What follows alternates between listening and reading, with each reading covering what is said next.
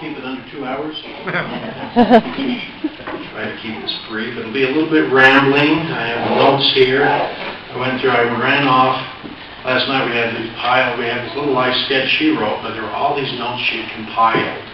And so I thought, well, I'll go make copies of that and I'll go through it. But it took so long. And I told myself, while I'm gone, jot down some things so that, I can kind of have an outline. So they took a paper, wrote on the top, Lenore's life sketch, wrote, Mom was good. So that's the short version of this. Mom was good. Very, very good. But Marie Lenore Craven Passey, she was born in the early part of a different century.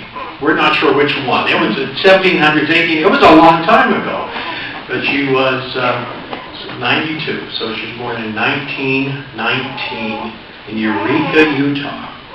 Her father, Percy H. Craven, worked for Utah Power and Light, and her mother was Anna Marie Matheson Craven, and she was born there. Her parents loved her very, very much. Graham, as we called her mother, was very firm and disciplined, always scolding her, Mom said. And her father, very proper. He was born in England, so he was a very proper man, but he was very loving and had a tender spot for her and thought that her mother was a little too firm, and he didn't care for his mother.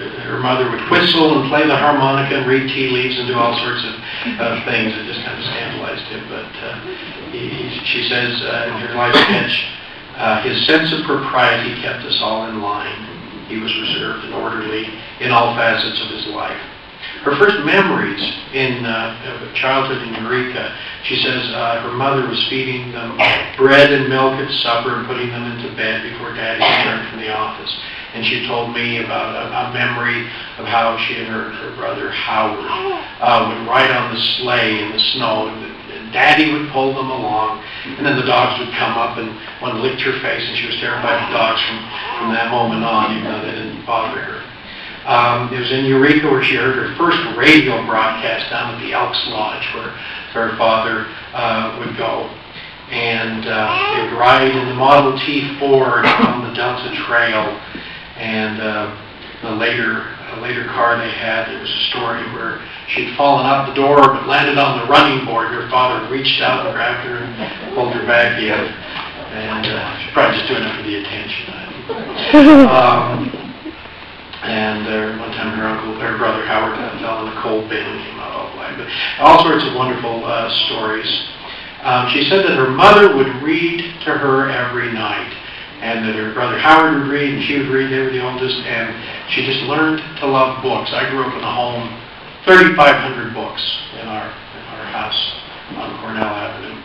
They just always loved reading. She loved doing book reviews. She would make her own library cards and index all the books. It was a library.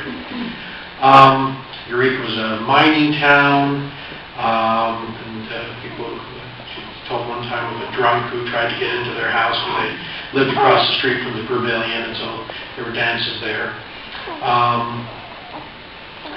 They moved to Rexburg, I think, when she was 8 years old. Had two houses here, one on the corner of 2nd East and 2nd South, and then down across from the original Sporty building on the college campus. They had a little house there, now end of the girls' housing apartments, but she grew up much of her life in Rexburg. She had a terrible dislike of eggs. She just didn't like eggs, and her mother, she remembers how her mother, and she made wonderful omelets. That's one of my favorite breakfasts. It's wonderful omelet, but she just wouldn't touch the stuff. And she, at least when she's younger, and she says it probably stemmed from the days when her mother wanted to finish her breakfast and didn't realize how much she disliked the eggs, and then she wouldn't eat them, and the eggs got cold, and then they really tasted bad, and so that didn't work well. She said that back in Eureka, she said, our small frame cottage was surrounded by grass and a picket fence. In this yard, I made mud pies and hollyhock dolls. We climbed the tree in the yard and spent time on our front porch. Mother taught me to embroider, so I passed many pleasant hours on this hobby. So when they were living in Rexburg, and her father encouraged her to go to Rick's College. It's across the street, I think, and thought that, kids won't come home to visit, much when they're in college. So she did that. That's where she met my father. He sat behind her in class and would dip his pen in the inkwell and fill in the buttonholes on the back of her dress. And that annoyed her, but they would get in these sparring matches, these verbal teasings or something, and they seemed to be quite compatible back in those days. And he in fact went and had to check, I guess, at the school there, found out what her IQ was. I guess she could test it, and she was, I guess, his equal, he felt. So anyway, they got married, and they, so many things, I'll just skip ahead a bit. They had gotten married, and then her father passed away in 1942 after lingering illness with kidney problems, high blood pressure, and it was later that year that she got married to my father. She says when her father passed, she says, "It was then that I realized that to be able to live, not exist, was her desire. The number of years weren't as important as the quality of life," and she had a lot of both. There in the following August, so that occurred in 1942, then they're married, so it would have been, I guess, 43, or anyway, Marie, was it 43 when Marie was born? She was born sometime, I don't know, she was the oldest sister, we don't know. In August, whichever year that was, she was born, little daughter, 2 months premature. They were in the Army, and it was an Army hospital, and as I understood the story, they gave Mom the wrong medication, and she went into labor early. And Marie only lived 15 hours, and Mother never saw her. And my father described her as being a blue baby. And she was interred in Tennessee, and then it was just a few years ago, 1981 if I recall, they disinterred her and brought her here, and she is at rest in the Rexburg Cemetery right next to where Mother will be. 3 months after Marie died, Dad left for overseas, and he was gone for 5 years. He landed on the beach, Normandy, 2 days after D-Day. My parents saw a lot of history. Mom grew up during the Depression, and just such a rich and wonderful life. While she was waiting for her to come back, she taught English. She was a librarian at the college. She did many, many things. She was a very supportive mom. She was a very supportive wife. She put him through medical school. My sister-in-law described her yesterday as a gracious lady, and someone in the line said the exact same words to me today, and I thought that's wonderful. She was a gracious lady. She was wonderful and caring. As hard as it was when my father left, it gave her opportunities to go out and work with the public and work with people, and just so many things that she did. I made a list of some of the things she was involved with. She was 12 years on the Rexburg City Planning Board.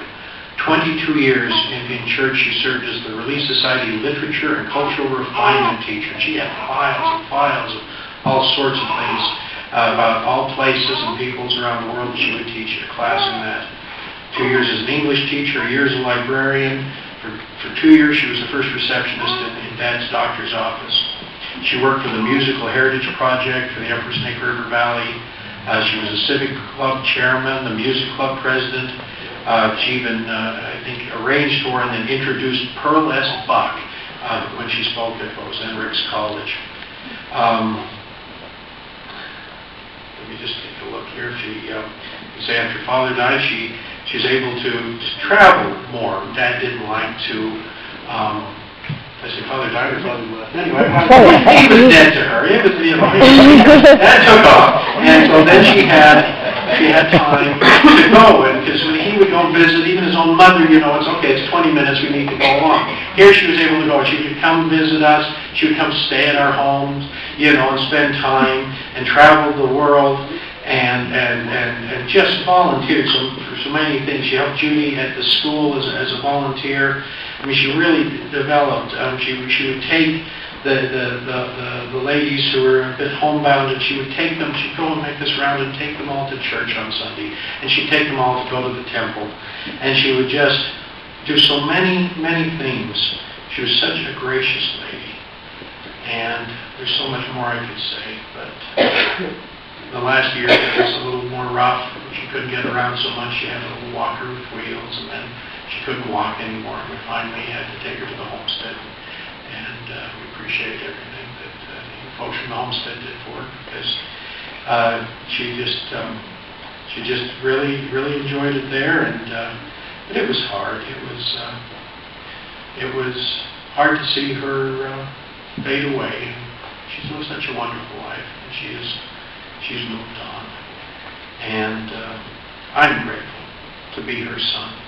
I'm grateful for the life that she lived, the example. She loved me. People would say, "You're a mom's boy." And I said, "Yes, I am." I'm proud of that. She knew I had a tender heart, and she always watched out for me, and she always took care of me, and I loved her very much.